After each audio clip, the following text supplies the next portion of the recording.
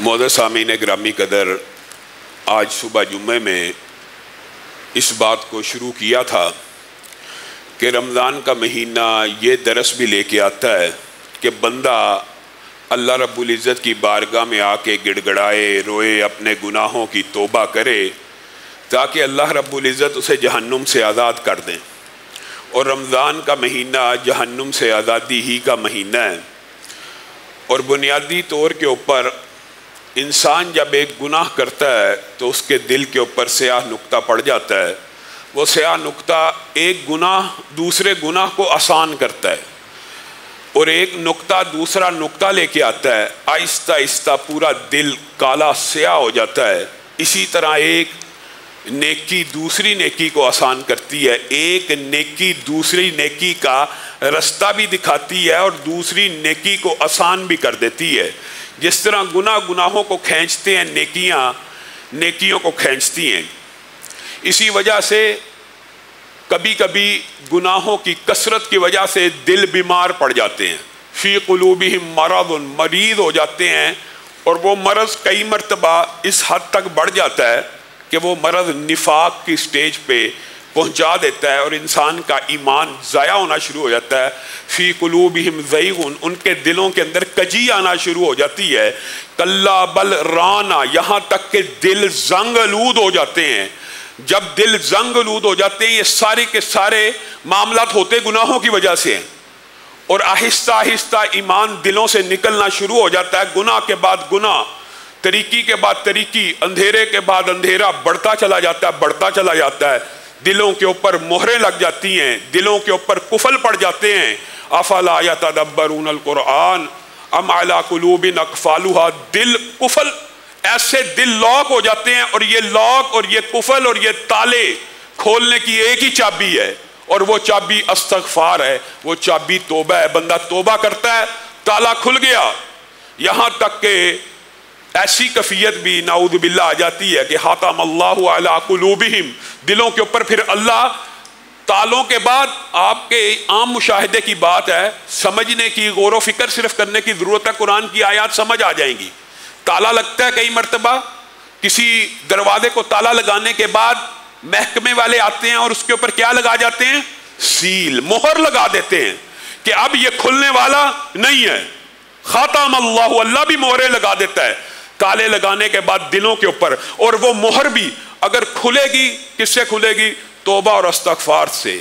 لیکن اگر کوئی بندہ مہر کھولنے کی کوشش ہی نہیں کر رہا، تالے کھولنے کی کوشش ہی نہیں کر رہا، زنگ دور کرنے کی کوشش ہی نہیں کر رہا، کجی دور کرنے کی کوشش ہی نہیں کر رہا، دلوں کا نفاق ختم کرنے کی کوشش ہی نہیں کر رہا، ثم قست قلوبکم من بعد ذالک، پھر تمہارے دل پتھر ہو جائیں گے۔ صرف نام کو دل ہے، لیکن دل ایسا سخت ہے، ایسی قساوت قلبی ہے کہ ایمان کی باتیں دل پہ اثر نہیں کر رہی، نیکیوں کی طرف دل راغب نہیں ہو رہے، برائیوں کے پیچھے دل بھاگ رہے ہیں، اور یہ ساری کی ساری دلوں کی بیماریاں۔ اس کے لیے وہی نسخہ کیمی ہے، وہی دیرینہ بیماری، وہی نامحکمی دل کی، علاج اس کا وہی آب نشاط انگیز ہے ساقی۔ یہ قرآن پاک کے اندر علاج لکھا ہوا ہے۔ استغفار کرو، چند آنسوؤں کا نذرانہ پیش کر دو، اللہ کی بارگاہ میں آ جاؤ، تمہیں شیطان نے، ابلیس نے کیسا وسوسہ ڈالا، اور شیطان اور ابلیس ایسے وسوسے ڈالتا ہے۔ ایک نیکی چھڑواتا ہے تو دوسری نیکی کیسے چھڑواتا ہے؟ اور یار یہ تو میں کرتا نہیں تو اس کا کیا فائدہ، وہ تو میں کرتا نہیں تو اس کا کیا فائدہ، وہ تو میں کرتا نہیں تو اس کا کیا فائدہ، گاڑی تو رکھی نہیں، نماز کا کیا فائدہ۔ یہ شیطان ابلیس کا بہت بڑا وسوسہ ہے جو آپ کو ڈالتا ہے، اور دوسرا وسوسہ یہ بھی ڈالتا ہے اتنے گناہ کر لیے ہیں، اور یہ جو معاذ اللہ محاورے معاشرے میں کئی مرتبہ بنے ہوتے ہیں، یہ بھی کئی مرتبہ کسی کے اوپر صادق آ بھی جائیں تو آ جائیں، 900 چوہے کھا کے بلی حج کو چلی، اس طرح کے محاورے بنائے جاتے ہیں۔ لو جی، یہ حقیقت ہے کہ لوگوں کو چکر دینے سے، لوگوں کو چکر پہ چکر دے کے خانہ کعبہ کے چکر کاٹنے سے گناہ معاف نہیں ہوتے، یہ بھی بات درست ہے، لیکن کیا گناہ معاف ہی نہیں ہوتے؟ یہ شیطان نے آپ کو مغالطہ ڈالا ہوا ہے۔ آج یہ مغالطہ کلیئر کرنے کی ضرورت ہے، شرح صدر سے آپ کو بتا رہا ہوں۔ آپ نے ساری زندگی علماء سے یہی سنا اور یہ حقیقت ہے. حقوق العباد معاف نہیں ہوتے معاف جب تک آپ اس کا حق واپس نہ لوٹائیں. لیکن ایک بندہ حق لٹانا چاہتا ہے, کیا اس کا بھی معاف نہیں ہوگا؟ یہ آپ کو شیطان نے وسوسہ ڈالا ہوا ہے.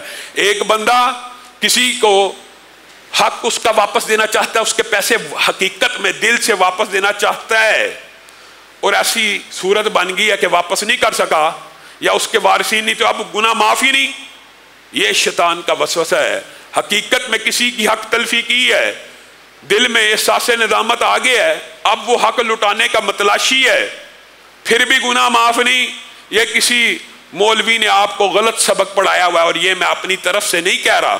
اس کی دلیل کے اندر ایک بہت بڑی حدیث ہے, اور وہ حدیث آپ نے نوٹ کرنی ہے اور غور کرنا ہے کہ اللہ رب العزت کی رحمت کے دروازے کس قدر وسیع ہیں.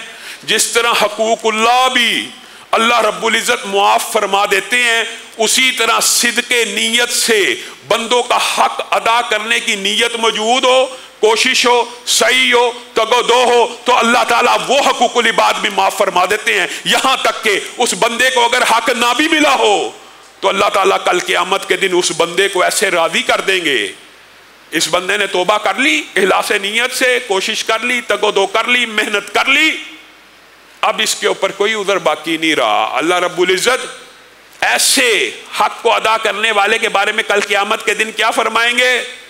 اے میرے بندے, اس نے تیرا حق دینا ہے, جی ہاں میں اس سے ہاتھ لے کے چھوڑوں گا, میں اس کو نہیں معاف کروں گا. اس نے میرے فلاں وقت میں یہ گالی دی تھی, فلاں وقت میں اس نے میرا پیسہ لیا تھا, فلاں وقت میں اس نے میری غیبت کی تھی. اب میں یہ, اس وقت انسان ایک ایک نیکی کے پیچھے بھاگ رہا ہوگا, کوئی بیوقوفی کوئی بھی نہیں چھوڑے گا. ہم جیسے بھی وہاں پہ پہنچ جائیں گے, کہنے والے سننے والے جتنے بیٹھے, ہم میں سے بھی کوئی وہاں پہ کسی کا حق نہیں چھوڑے گا. لیکن اللہ رب العزت کہے گا وہ دیکھو, وہ تو بڑا اونچا مقام ہے, وہ تو بہت بڑی نعمت ہے, ہاں اس حق کو معاف کرنے کے بدلے میں تجھے وہ ملے گا, یا حق لے لے یا وہ لے لے. یہ اس بندے کے لیے ہے جو حق صدق دل سے دینا چاہتا ہے, اور اس کی دلالت وہ حدیث کرتی ہے جو آپ سب نے سنی بھی ہے, مشہور حدیث ہے. وہ کیا ہے؟ اسی طرح کا وسوسہ ایک عالم نے ایک قاتل کو ڈال دیا تھا.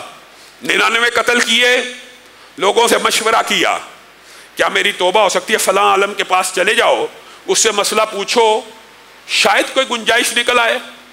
ہاں جی, مسئلہ پوچھا, 99 قتل کر کے آیا ہوں, بڑا ظالم ہوں. 99 قتل, 1 2 10 کی بات نہیں ہے, 99 بندوں کو قتل کر دیا ہے. حقوق العباد میں سب سے بڑی حق تلفی کسی کی جان لینا ہے, یہ بات بھی سمجھ لیجئے. سب سے بڑی حقوق العباد میں حق تلفی, مال لینا بھی جرم ہے, گالی دینا بھی جرم ہے, غیبت کرنا بھی جرم ہے, بہتان, الزام, لان تان, اتہام, یہ سب گناہ ہیں, حقوق العباد کے گناہ ہیں. لیکن ان میں سے سب سے بڑا گناہ حقوق العباد کا کیا ہے؟ کسی بندے کو قتل ہی کر دینا. اس سے بڑا حقوق العباد میں کسی بندے کی حق تلفی نہیں ہو سکتی کہ اس بندے کو قتل ہی کر دیا گیا, اور اس بندے کے اعمال کا سلسلہ ہی منقطع کر دیا گیا, اور اس بندے نے شاید توبہ کرنی ہو, اس کو موقع ہی نہیں دیا گیا, اور اس بندے نے شاید کوئی نیکی کرنی ہو, اس کو موقع ہی نہیں دیا گیا. عالم کے پاس پہنچ گیا, ہاں جی 99 قتل کیے, بڑا ظالم ہے, بڑا فاسق ہے, بڑا بے ایمان ہے, بڑا ایسے ہے, وہ ہے, تجھے معافی نہیں مل سکتی. انسان کی نیچر ہی ایسی تھی, ہے ہی ظالم جابر قسم کا بندہ تھا. اس کو غصہ آ گیا, اگر معافی 99 سے نہیں ملنی تو تجھے بھی کر دیتا ہوں, 100 پورا سینچری پوری کر دیتا ہوں, ایک اور کرنے سے کیا فرق پڑ جائے گا. لیکن جیسے قتل کیا پھر نادم ہو گیا. پہلے 99 معاف کروانا چاہتا تھا, اب ایک عالم کے ہاتھ خون سے بھی ہاتھ رنگے گئے ہیں, اب تو میں بہت بڑا شقی القلب ہو گیا ہوں, میری انتہا ہو گئی ہے. پھر مشورے کرنے لگا, کہا اس سے بڑا ایک عالم ہے فلاں علاقے میں, چلا جا اس سے مشورہ کر.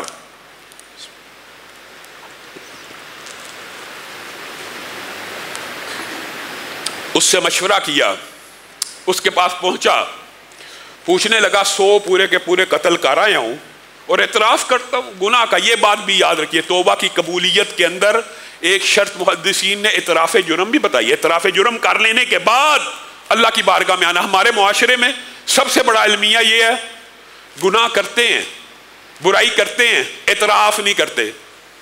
موسیقی سنتے ہیں جی، موسیقی گناہ ہی نہیں، اعتراف ہی نہیں گناہ کا. شرک و بدعت کے چکر میں پڑے ہوئے ہیں، شرک و بدعت گناہ ہی نہیں لگتا. جب گناہ ہی نہیں لگتا تو توبہ کی توفیق ہی نہیں ملتی. جب اعتراف ہی نہیں، جب تک بندہ اعتراف کا حوصلہ دل میں پیدا نہیں کرتا اور گناہ کو گناہ نہیں سمجھتا، پھر توبہ کی توفیق بھی نہیں ملتی. کہنے لگا اب میری توبہ ہو جائے گی. سچے دل سے نادم ہے؟ ہاں سچے دل سے نادم ہوں. واقعی توبہ کرنا چاہتا ہے؟ میں تجھے یہ بات کہتا ہوں کہ میرے علم کے مطابق اللہ رب العزت نے توبہ کا دروازہ بند نہیں کیا. تو توبہ کر، بقیہ زندگی فلاں بستی میں جا کے گزار، جو نیک لوگوں کی بستی ہے ان کی صحبت میں رہ، اچھے لوگوں کی صحبت میں رہ. یہ جو محدثین نے ابواب قائم کیے ہیں، اس حدیث سے یہ بات بھی ملتی ہے کہ جب پھر انسان گناہ چھوڑے تو پھر بری صحبت بھی چھوڑ دے. گناہ جن سہیلیوں، جن دوستوں کی وجہ سے سردرد ہوئے، جن دوستوں کی وجہ سے بے حیا فلمیں دیکھتا رہا، جن سہیلیوں کی وجہ سے غیر محرموں سے چیٹنگ ہوتی رہی، اب اگر احساس ندامت ہو گیا تو اس صحبت کو بھی چھوڑنا ہے، اس صحبت سے بھی کنارہ کشی کرنی ہے تاکہ دوبارہ گناہ مشکل ہو، آسان نہ ہو، دوبارہ کٹ جا. اس کو بھی یہی حکم دیا عالم نے، چلا جا نیکوکاروں کی بستی کی طرف چلا جا، ساری زندگی ادھر بتا، اللہ سے توبہ کر. اللہ کی بارگاہ میں کیا کمی ہے؟ امید ہے اللہ تیرے گناہوں کو معاف کر دے گا. اس بندے کے دل میں ندامت کا احساس جاگا کہ اچھا ابھی بھی گنجائش موجود ہے. لوگوں، 100 بندوں کے قاتل اور حقوق العباد کی سب سے بڑی حق تلفی کرنے والے کے بارے میں کہہ رہا ہوں، اس کے دل میں بھی یہ دل میں احساس جاگ گیا، اچھا میری توبہ قبول ہو سکتی ہے. عالم کی انسٹرکشن کے اوپر عمل کرتے ہوئے چل پڑا. ابھی چند قدم چلا اس نیکوکاروں کی بستی کی طرف، چند قدم، ملک الموت آ گئے، روح کو قبض کر لیا گیا. اب دیکھیے حدیث کے الفاظ ہے اور ہمارا ایمان ہے، حدیث بھی وہی کی ایک قسم ہے. نیکی کے فرشتے دوڑتے ہوئے آئے، ہمارا بندہ ہے. برائی کے فرشتے کہنے لگے ہمارا بندہ ہے. نیکی کے فرشتے کہنے لگے توبہ کی نیت کر چکا تھا، اور اللہ کا یہ قانون ہے جب نیکی کی نیت ہو جائے اس نیکی کو لکھ دیا جاتا ہے. سبحان اللہ. برائی کے فرشتے کہنے لگے ابھی نہ نیکوکاروں کی بستی میں پہنچا، نہ نیکی کا عمل شروع کیا، تمہارا بندہ کیسے ہوگا؟ 100 بندوں کا قاتل ہے، عالم بھی ایک شامل ہے، یہ ہمارا بندہ ہے. اللہ رب العزت نے رسول اللہ کو وحی کے ذریعے اطلاع دی ہے اس حدیث کے اندر کہ ایک انسان کو جو ہے فرشتہ تھا انسانی شکل میں، اس کو ثالث مقرر کیا گیا، اور اللہ ہی نے ان کو اس فیصلے کا طریقہ سمجھایا اور بتلایا. ایک فرشتے کو ثالث مقرر کرتے ہیں، آپ فیصلہ کیجئے بندہ ہمارا ہے یا بندہ برائی کے فرشتوں کا. انشاءاللہ قبر کے باب کے اندر یہ تفصیلاً بیان کریں گے کہ موت کے بغیر اچھائی کے اور برائی کے فرشتے کس عالم میں آتے ہیں. ہمارا عقیدہ اور قرآن پاک کی آیات بھی اس بات کے اوپر دلالت کرتی ہیں. عالم برزخ کا جو پہلا منظر انہی فرشتوں کی آمد کا ہوتا ہے. کہا زمین کو ناپ لو. اس فرشتے نے فیصلہ یہ مقرر کیا کہ زمین کو ناپا جائے. اگر برے لوگوں کی بستی کے قریب ہوا، چند قدم تو نکلا تھا، تو برائی کے فرشتے لے جائیں گے، اور اگر نیکوکاروں کی بستی کے قریب ہوا تو نیکوکاروں کے فرشتے لے جائیں گے. فرشتے نے فیصلہ سنا دیا، اور اللہ تعالیٰ نے زمین کو حکم دیا کہ اس بندے کی میت کو لے کر نیکوکاروں کی بستی کی طرف سمٹ جا. جب پیمائش کی گئی تو نیکوکاروں کی بستی کا فاصلہ کم تھا، نیکیوں کے فرشتے اس 100 قاتل کو بھی لے گئے. وجہ نیت نیک تھی، نیت کے اندر توبہ موجود تھی، اخلاص نیت سے، خلوص نیت سے نادم تھا، شرمندہ تھا. اسی لیے رسول اللہ صلی اللہ علیہ وسلم نے ارشاد فرمایا یہ اسلام کی کتنی بڑی خوبصورتی ہے، کتنی بڑی خوبصورتی ہے. بندہ ایک نیکی کا خیال سوچتا ہے، خیال کی بات ہو رہی ہے. اللہ تعالیٰ فرشتوں کو حکم دے دیتے ہیں اس کی پوری نیکی لکھ لے. بندے نے حج کا سوچا، بندے نے عمرے کا سوچا، بندے نے مسجد بنانے کا سوچا، بندے نے کنواں لگوانے کا سوچا، بندے نے کولر لگوانے کا سوچا، بندے نے نیکیوں کا کوئی بھی منصوبہ بنایا، جہیز بناؤں گا، یتیموں کی کفالت کروں گا، بیواؤں کی خدمت کروں گا، کوئی بھی نیکی کا منصوبہ بنایا، ابھی سوچا تو اللہ تعالیٰ نے فرشتوں کو حکم دیا اس کی پوری نیکی لکھ دی جائے جو کی نہیں ہے، جو صرف سوچی ہے. اور جب اس سوچ کو عملی جامہ میرا بندہ پہنا دے، ایک نیکی تو تب لکھ لی جب سوچ تھی، اور جب اس نے اس نیکی کے اوپر عمل کر دیا پھر ایک نہیں لکھنی، پھر ابتدا کہاں سے ہونی ہے؟ پتہ ہونا چاہیے نا کہاں سے ہونی ہے؟ 10 سے، ابتدا 10 سے۔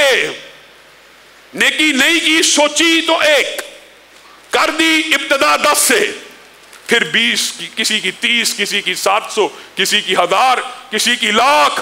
یہ اللہ کی رحمت کتنی وسیع ہے۔ نیکی نہیں کرتا 1 لکھ دی، نیکی کر لی 10 سے لے کے کروڑ تک جو رب چاہے لکھ دے۔ اور بندے نے برائی کا خیال سوچا، میں یہ کام کروں گا، میں یہ بے ایمانی کروں گا، میں فلاں مال کھاؤں گا، میں فلاں چکر چلاؤں گا، میں فلاں واہیات کام کروں گا، خیال سوچا۔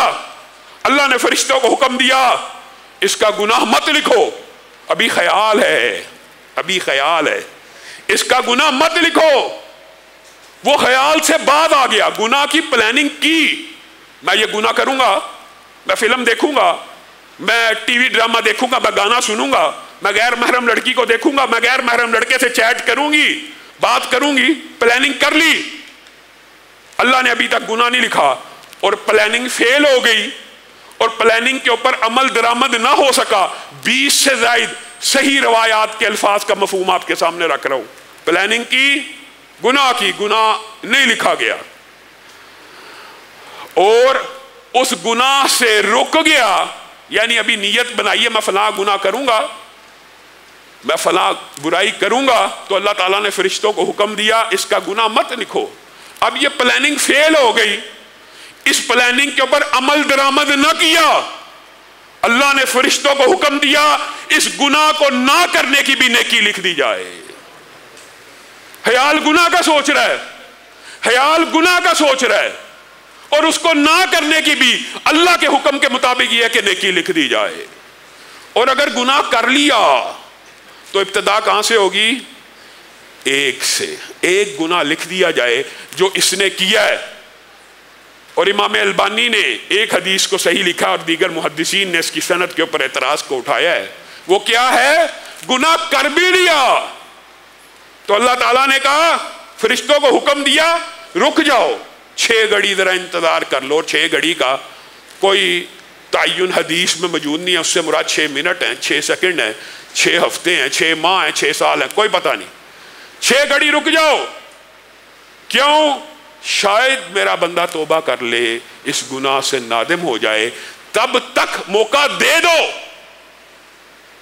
یہ اللہ رب العزت کی رحمت کا کتنا عظیم الشان منظر ہے۔ اور پھر گناہوں میں آلودہ ہو گیا، گناہوں میں ڈل گیا۔ گناہ کتنے؟ زمین سے لے کے آسمان تک گناہوں سے اپنے نامہ اعمال کو، اپنے کھاتوں کو، اپنے رجسٹروں کو صرف گناہ سے زمین سے آسمان کے مابین نہیں بھرا، بلکہ اس کے گناہ کو تحریر کرنے کا اللہ تعالیٰ کے پاس ایویڈنس اس طرح کے موجود ہوں گے۔ وَمَا كَانَ رَبُّكَ نَسِيًّا، ایسا ایویڈنس ہوگا کہ بندہ گناہ سے مکر نہیں سکے گا۔ فلاں دن اتنے بج کے اتنے منٹ پہ یہ گناہ کیا، نہیں اللہ میں نے نہیں کیا، کہ اللہ کے پاس ایویڈنس نہیں، ریکارڈنگ موجود نہیں۔ اللہ تعالیٰ کے پاس ایسی عظیم الشان ریکارڈنگ ہوگی کہ رجسٹر بھرے ہوئے ہیں کہ اس وقت کیفیت کیا تھی، اس وقت سورج نکلا ہوا تھا، اس وقت لمحہ یہ تھا۔ نہیں یقین، یہ دیکھ لے اپنی ویڈیو، یہ دیکھ تو کیا اس دن کر رہا تھا۔ یہ جو رجسٹروں پہ تحریر ہے، یا جو کیسٹیں بنی ہوئی ہے، یا یہ ریکارڈنگ ہے، صرف گناہ نہیں، زمین سے آسمان تک گناہ نہ بھرے ہوں، بلکہ اس بندے کے کھاتے زمین سے آسمان تک بھرے ہوں۔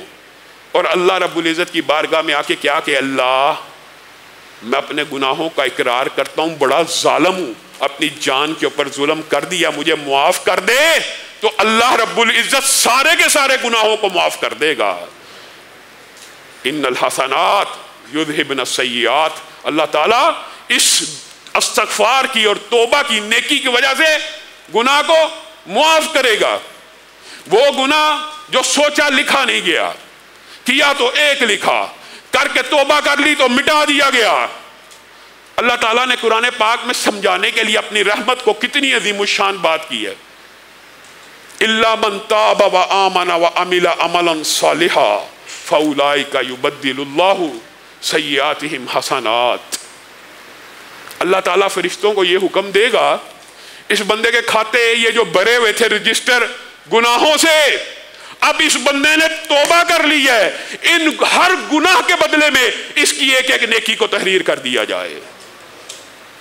गुनाह को नेकियों में बदल दिया, गुनाहों को मिटाया नहीं, गुनाहों को नेकियों में तब्दील कर दिया। किस नुस्खा कीमिया की वजह से? एक ही नुस्खा कीमिया है, और वो तौबा है, वो इस्तगफार है, वो अल्लाह की बारगाह में आके आंसुओं का नजराना पेश करके झुक झुक के अपने रब को मनाने की नीयत से तौबा के चंद अल्फाज कहो तो सही। तिरमिज़ी शरीफ में जो हदीस है, बाद मुहद्दिसीन ने इमाम आमश की तदलीस इसमें बयान की है, लेकिन असूली तौर पर मफहूम के एतबार से हदीस दुरुस्त है। और अब्दुल्ला इब्न उमर कहते हैं कि मैंने मुतअद्दिद मर्तबा रसूलुल्लाह सल्लल्लाहु अलैहि वसल्लम से यह वाक़या सुना। आपने भी सुना होगा, किफल नामी एक शख्स हुआ करता था, बनी इसराइल में बड़ा बेईमान था, बड़ा बुरा था, बुराई का कोई मौका हाथ से नहीं था जाना देता, ताक में लगा रहता था, शराब पी रहा है, जुल्म कर रहा है, बेहयाई कर रहा है। एक मजबूर औरत उसके पास आ गई, उसने कहा 60 दिनार की जरूरत है। कहा 60 दिनार तो मैं दूंगा, अपनी इज्जत को मेरे हवाले कर दे। उस औरत के घर पता नहीं कैसी मजबूरी थी, उसने उस मजबूरी के तहत किफल से ये सौदा कर लिया।